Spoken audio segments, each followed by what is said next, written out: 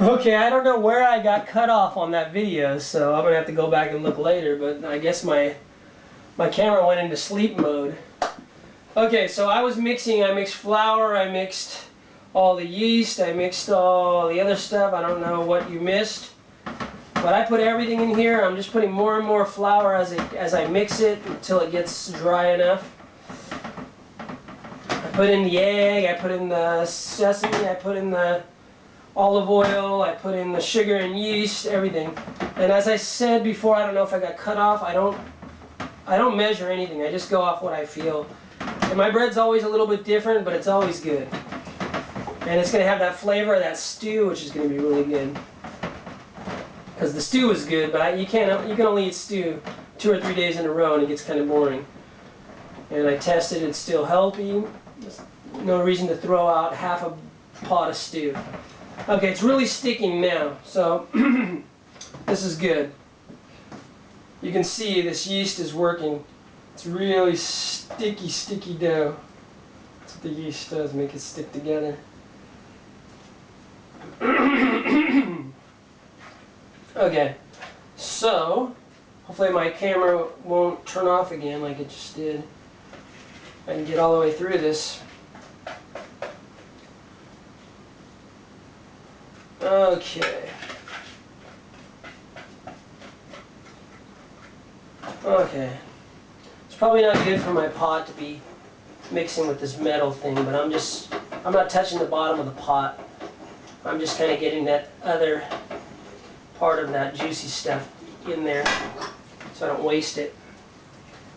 Okay, without touching the bottom there. Now I'm going to pour it back in here. Pick up some of this other stuff. Okay, that got a lot of it. Okay. I haven't put the salt yet. I usually wait till the end when I can taste it and feel how much salt I should put. Okay. Let's just taste this a little bit here. Yeah, it's not really any salt flavor. I can taste the stew, but very little salt. So I'm just going to take some of this really nice garlic salt that my friend brought from Italy for me. I wish I knew all. It's probably sea salt and garlic and some other stuff. I don't know, because the chives, rosemary probably. I can see the picture, but I don't know. I can't read the Italian writing. So I'm just going to put a little bit of this. Shake a little in there. Try not to put too much. Now my muscle test. Is that a good amount? Should I put more? My body says more. So, my body always knows. Subconscious mind knows more than my conscious mind. Okay, is that enough? Yes, that's a strong muscle test. That's a perfect amount. Okay. So, get that salt, mix that salt up in there.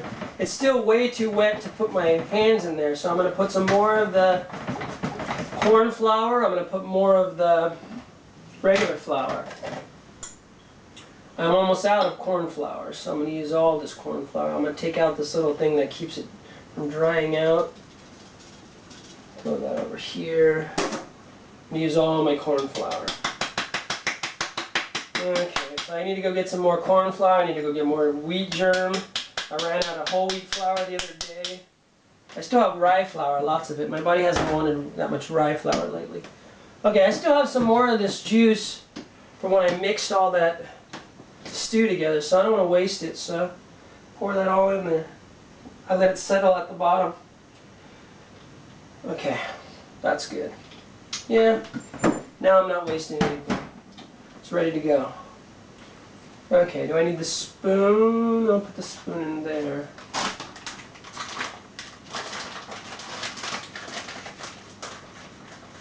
At the end I just put a lot of rice. I mean a lot of, sometimes I mix rice in this too. If I have leftover rice, I throw rice in my bread all the time.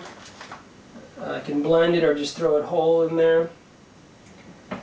Okay, that's a lot of flour now, so it's going to get really dry. Okay. Mix that up.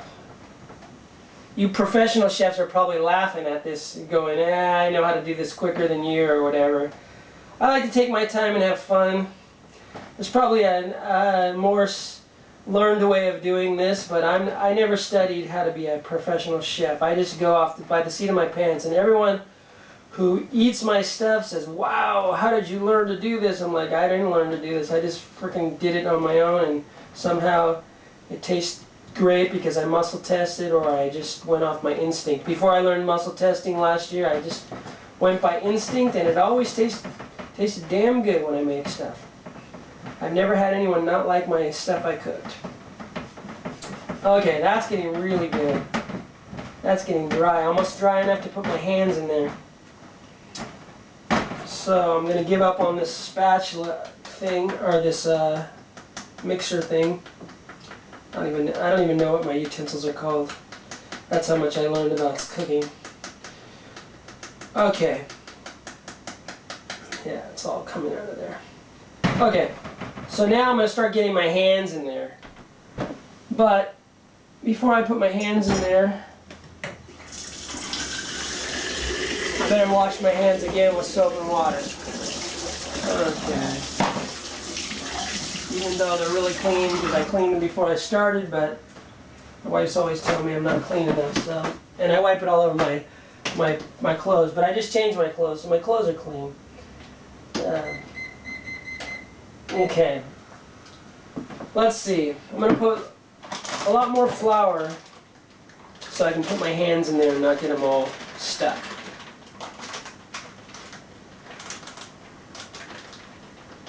Okay. Okay, I almost used that whole bag of flour. That's why my body wanted me to use, why my body wanted me to use 4 eggs today, because it knew I was going to make a lot. Okay, so I just put that flour on top so I can get my hands under there without getting them all wet. And I mix it underneath. I'm going to roll it underneath. Keep it dry. Okay, this is my own style. I didn't learn this from anyone. This is just going by the seat of my pants, and I learned this over the years being in Japan, because you can't get much Western food in Japan that tastes good or that's healthy. So I've learned to make everything on my own, because very few good Italian restaurants that have good Italian food. There's very few French restaurants that have good French food. There's almost no Mexican restaurants. I've learned to cook Mexican food. I've learned to cook Italian food. I've learned to cook French food. Even some German food. Because pretty much there's some Asian restaurants that are good. There's some Indian restaurants that are good with real Asian people and real Indian people. But as far as Italian or any other food, and at least in my areas I've lived in Japan, it's just Japanese cooking it, and they're cooking it, I don't know if they've ever been to those countries and really learned how to cook like that, or they're just learned out of a cookbook or what, but I can cook better Italian food than any Italian restaurant in Niigata, or in Sendai where I lived before. Okay, so this is really rising up already. I'm just pushing the dough on the wet dry flour underneath to keep it nice and dry. Okay, I'm going to pour a little more flour because it's a little wet underneath. Oh, I forget my spoons in there. I'm getting all this flour all over the bag too, but that's okay, because I'm going to take whatever extra flour I have and put it in one of these jars later. Okay, let's see, this is getting really good now. Like a big, huge loaf of dough.